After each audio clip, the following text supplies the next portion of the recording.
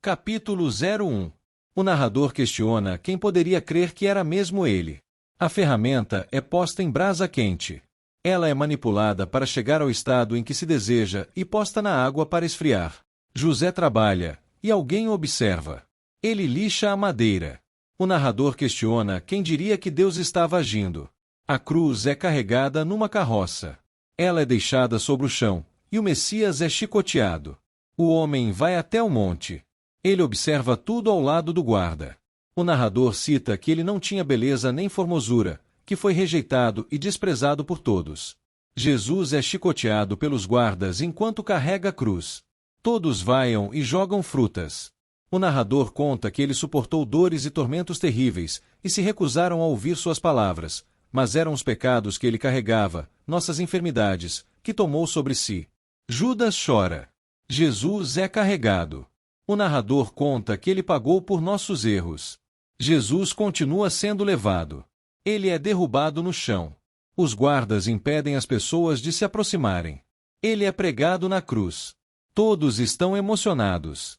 O narrador conta que estávamos condenados, mas ele assumiu toda a culpa. A cruz é levantada. Herodes o observa. A cruz chega ao ponto mais alto. O narrador conta que Jesus não se justificou e ficou mudo por todo o tempo, e foi morto por nossas transgressões. Jesus diz que está consumado e falece. O céu escurece e todos observam. Raios e trovões, a terra treme. Para entender o sacrifício, devemos entender como tudo começou. Tudo era vazio, mas Deus disse: haja luz. Tudo se formou. Ele conta que separou a luz das trevas e criou a terra. Belas paisagens de tudo o que foi criado. Ele conta que no Éden só havia beleza e paz, e que Adão e Eva eram perfeitos e puros, criados à imagem e semelhança de Deus. Ele conta que eles tinham a mesma natureza divina e perfeita de Deus. Ele conta que o Todo-Poderoso disse que não poderiam comer da árvore do bem e do mal. Eva observa a borboleta. Ele conta que aquela árvore dá ao homem a escolha que ele não poderia saber por si só, sair do paraíso ou ficar, por aquele que age nas trevas. Eva se aproxima da árvore e vê a serpente. Ela pega o fruto. Ela morde. Adão se aproxima e morde também. O narrador conta que a desobediência trouxe o pecado, que trouxe a morte. Adão e Eva percebem que estão nus e se cobrem. Eles correm para se esconder. Ele mata o cordeiro. Mais um cordeiro é morto. Barrabás questiona-se: quando fazem algo errado, é só fazer um sacrifício no templo e assim serão perdoados. Simeão conta que Deus não ficaria alegre com mortes de cordeiros, alegando que valoriza mais a obediência do que o sacrifício, e que, sem arrependimento, o sacrifício não tem valor algum. O jovem conta que sua plantação foi atingida e que os tributos levaram tudo o que lhe restava, e não tem nada a oferecer. Anás diz que ele terá de arcar com o peso dos pecados e que, pelo visto, não foram poucos. Ele chama o próximo. Os colegas conversam e partem. Simeão confirma que o Filho de Deus será o Messias e que virá para pagar pelos pecados. Judas se apresenta e diz que pode ajudá-lo a ficar bem perante os olhos de Deus. É a Jerusalém de antes de Cristo. Herodes diz que só vê por toda parte e que cairia quando Marco Antônio foi derrotado. Ele comenta que seus inimigos se mataram por vergonha, enquanto ele ainda está ali. Ele diz que Roma o apoia e que o trono da Judéia é seu, e que ninguém o derrubará, por ser Herodes, o Grande. Herodes Arquelau confirma, mas diz que precisa fazer algo para manter o povo sob controle, contando que há grupos de rebeldes por todo o território. Herodes os chama de ingratos. Herodes Antipas comenta sobre os tributos, e o pai questiona se podem enfrentar Roma, alegando que a boa relação que tem com César Augusto mantém tudo em harmonia. Arquelau diz que o problema são os revoltados que só agem em obediência a Deus. Antipas cita a classe sacerdotal, que mantém suas vestes sagradas na fortaleza do trono. Herodes diz que eles deveriam estar mais preocupados com sua ira do que com a ira de Deus. Arquelau sugere eliminar todos de uma vez por todas. O pai questiona se quer ensiná-lo a governar, mas o filho deixa claro que não. Herodes diz que qualquer um que queira conspirar contra ele pagará com a vida. Ele questiona se desejam terminar como os meio-irmãos, degolados. Arquelau diz que ele tem sua total lealdade. Antipas diz ser fiel a seu pai e a seu rei. O pai espera que continue assim. Herodes aconselha que Arquelau guarde a língua, se não quiser perdê-la, pois tem muito o que aprender antes de assumir seu lugar. Ele exige que o deixem em paz e os dispensa. Ele os expulsa da sala. Os dois partem. Judas conta que Herodes assassinou sacerdotes que se recusaram a se prostrar a ele, colocando homens submissos em seus lugares. O colega comenta que Anás está cada vez mais rico. Judas confirma que, quanto mais o povo peça, mais ouro há em suas bolsas. Ele confirma que não sobrou nada para sua família, e Judas diz que alguém fiel a Deus não pode pagar tributos a gentios. Ele diz que somente a Deus devem toda lealdade. Caifás promete ser um bom marido para Judite. Anás diz que vive em tempos difíceis e que ter um homem sensato em sua família é ótimo. Ele diz que devem ter sabedoria para lidar com Herodes e com Roma, só assim terão poder no templo. Caifás diz que Herodes pouco se importa com as leis de Moisés. Anás diz ser um sacrilégio um símbolo romano no templo sagrado. Simeão continua contando que Deus enviará o Messias. Barrabás questiona quando ele chegará, e Simeão responde que contará um segredo para eles, revelando que Deus disse que ele o veria antes de sua morte. Barrabás diz que é melhor não demorar muito, pois já é velho. O pai o chama, e Simeão aconselha a irem com ele. Os dois partem. Simeão cita que o profeta Isaías disse que uma virgem dará à luz um filho, e ele os libertará. Maria lava a roupa e a estende. Ela observa a paisagem. Em Nazaré, ela se encanta com a vista. Ana pede que ela pegue água. A filha questiona por sua irmã, e a mãe responde que ela está indisposta. Ela diz que irá. Maria desce as escadas e pega o jarro. José a encontra, e ela diz que esse não é jeito de chegar. Ele diz ser ladrão de beijos e relembra que são noivos. Ele mostra a flor especial que conseguiu para ela com bastante esforço, mas afirma que, por ela, escalaria a montanha mais alta do mundo. Ela diz precisar ir, e ele diz amá-la. Ela diz saber e parte, contando que não custa lembrar. Ele se encanta. Herodes exige que tenha cuidado. O encarregado se aproxima e conta que judeus rebeldes estão tramando novas ações. Herodes diz que deveria tê-los exterminado há bastante tempo e exige que chame o sumo sacerdote para acabar com a gentalha, senão porá outro em seu lugar. Ele assim faz e parte. Herodes afirma que isso não está lhe adiantando nada e questiona por Mariana, alegando que somente as mãos dela o acalmam, juntamente com sua dor. O servo questiona se está falando da esposa, e ele confirma. Ele relembra que mandou prendê-la, e ela foi condenada por traição, além de ter sido executada. Herodes diz sentir tanta falta dela que, às vezes, esquece que ela partiu, alegando que ninguém faz ideia do quanto é doloroso decretar a morte de quem se ama. Os soldados caminham. Eles debocham, dizendo que só podem carregar o fardo por uma milha, mas ninguém está contando. Todos se preparam para atacar. O colega diz não entender o porquê de Petronius ir a cavalo enquanto eles vão a pé. Petronius diz que não irá deixar um bando de desajeitados estragar uma montaria como essa, alegando que levará ao tribuno a melhor montaria que já viu. O colega diz que ele gosta tanto de cavalo que qualquer dia desses casará com uma égua e começa a gargalhar. As ovelhas estão perturbadas. Maria cumprimenta Miriam. A mesma questiona para quando é esse casamento, e Maria diz ser para breve. Aziza diz que deve se apressar para não cair em tentação. Miriam diz que queria ter essa preocupação, mas teria de arranjar um noivo. Maria acha graça da resposta da amiga. A caminhada continua, e eles estão prontos para o ataque. Petronius observa tudo. As pedras são empurradas. O cavalo se assusta. Todos se espantam. O desmoronamento continua e o ataque começa. Petronius é atingido por uma pedrada, e o cavalo segue galopando mesmo com ele desmaiado. A luta começa. Vários são abatidos e espetados. Espadas e ganchos para todos os lados. Os soldados conseguem se defender. Herodes olha para a água, pensativo. Ele lava as mãos. Anás se aproxima, e Herodes diz que soube sobre os grupos rebeldes. Anás confirma que também ouviu algo a respeito.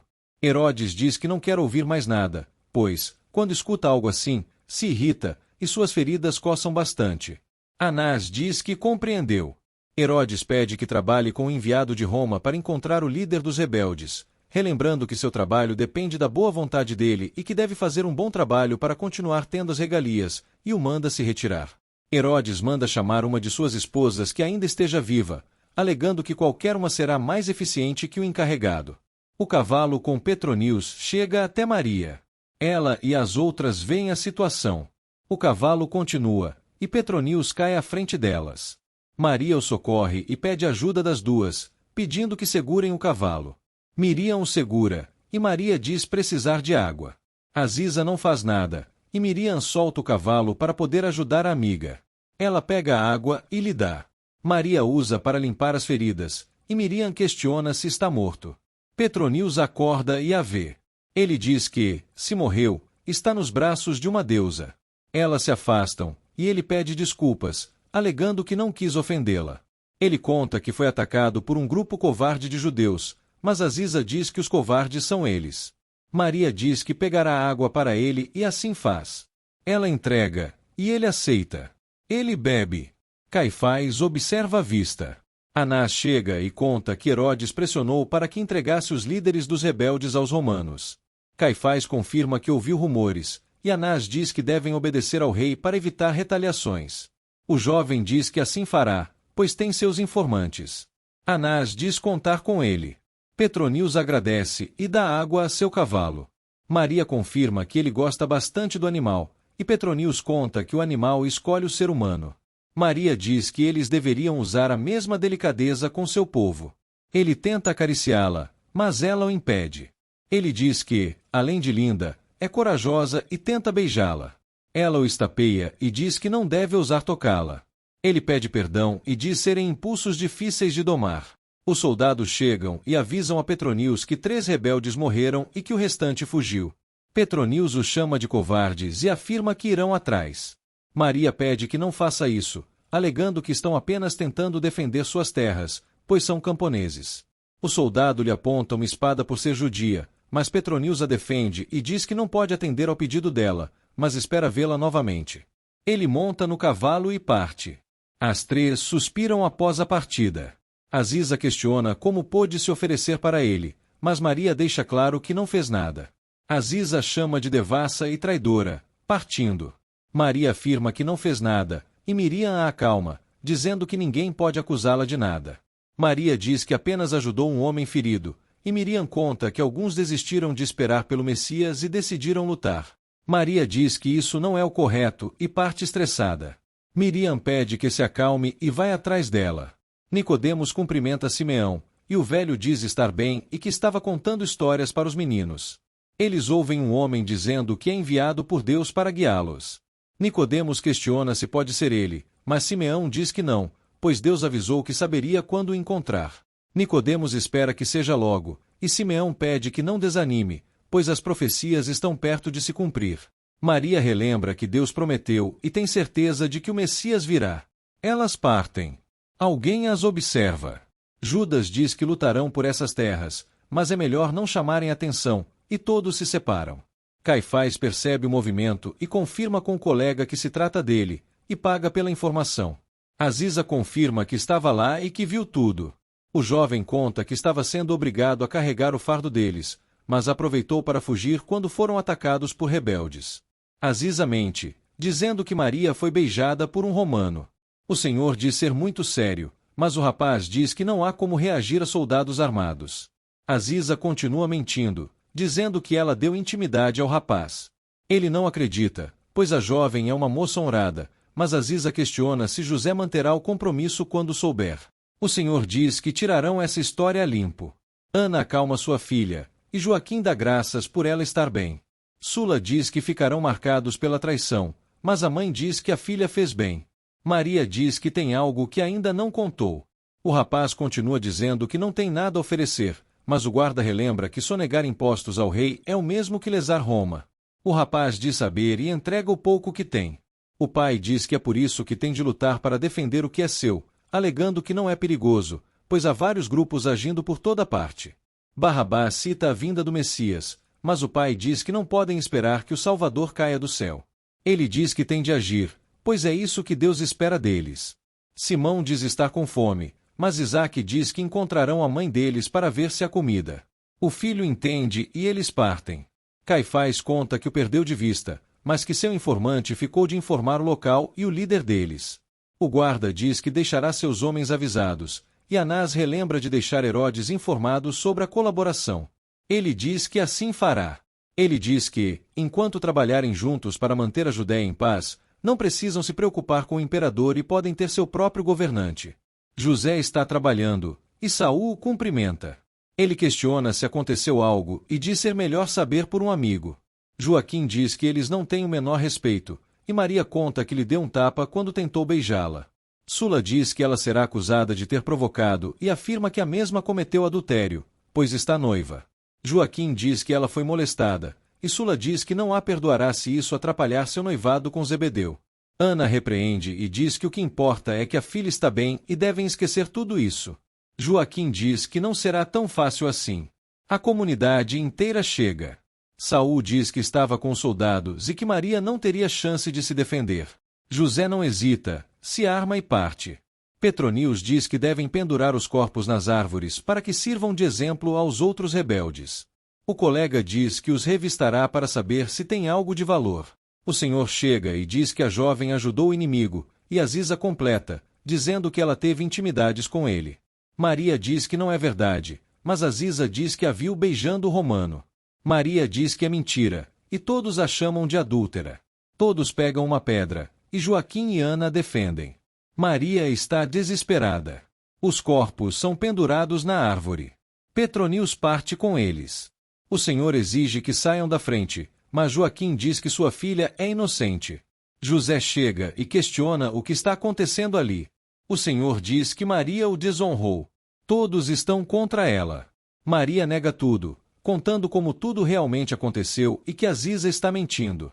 Ana diz que Maria é pura, e Joaquina diz ser um grande mal-entendido e que a jovem não teve culpa de ter sido violentada.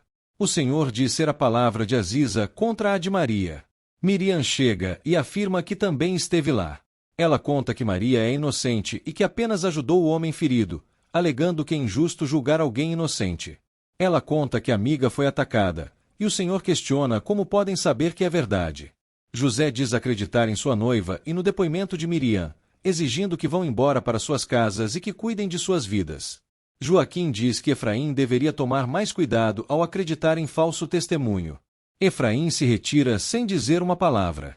José e Maria se abraçam. Ele a consola, e Maria dá graças pelo aparecimento de Miriam.